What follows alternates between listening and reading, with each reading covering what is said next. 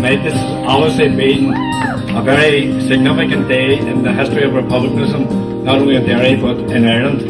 First of all, I want to wish Martin a very speedy recovery as he goes through the treatment, and I think all of us who have been close to this process over the last number of weeks have been inspired by that courage which Martin possesses and shows in a great amount, and we've seen that particularly over the last number of weeks.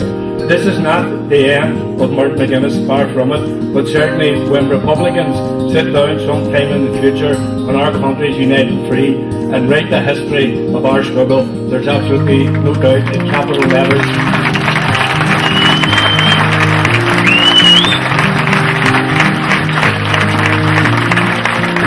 will be the name Martin McGunniess. We are inspired by your example, and we will continue to be inspired in the weeks and the months and the years ahead. I just hope that you all don't think this is a retirement party.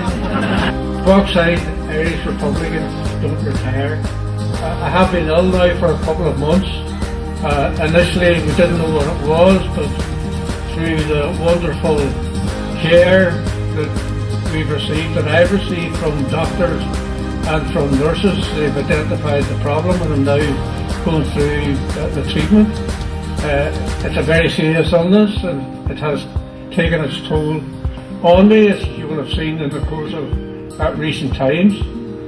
But obviously I'm determined to overcome it, and I'm very determined to continue to be a very active member of Sinn Féin, and to focus on maybe some sort of ambassadorial role in relation to the peace process, the need for Irish reunification, and of course ensuring that we continue to move forward in the whole process of reconciliation, which I think I've been to the forefront of, sometimes to my cost, but I don't regret any of it in the course of recent times.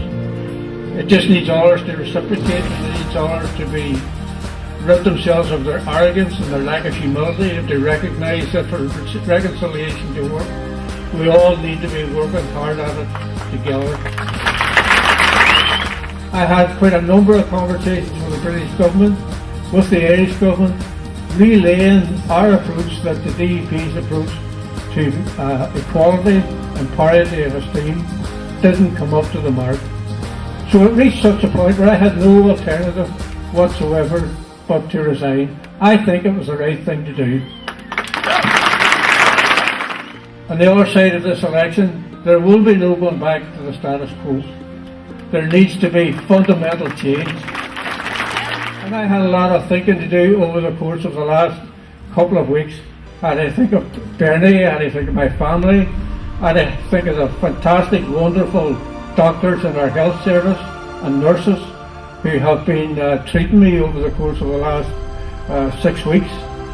And I had to think of the people of Derry, the people of Ireland, the people in this constituency.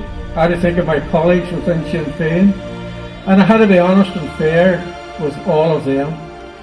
But at the end of the day, I had to make a decision. I had to be honest with myself.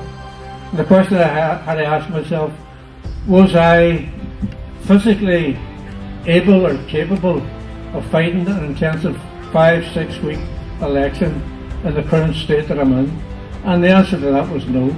So the only fair thing to do, which I have done today, was to make it clear that I won't, unfortunately, even though it breaks my heart,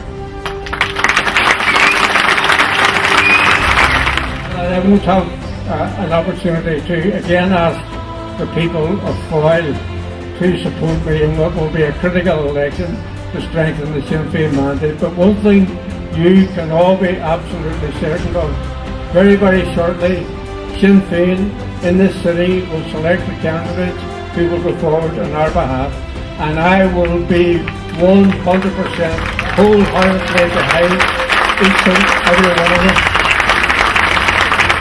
So in this election, we are confronting arrogance, we're confronting the lack of humility, we're confronting incompetence, we're confronting those who are anti-Irish, we're confronting the allegations of corruption which are rife about the place.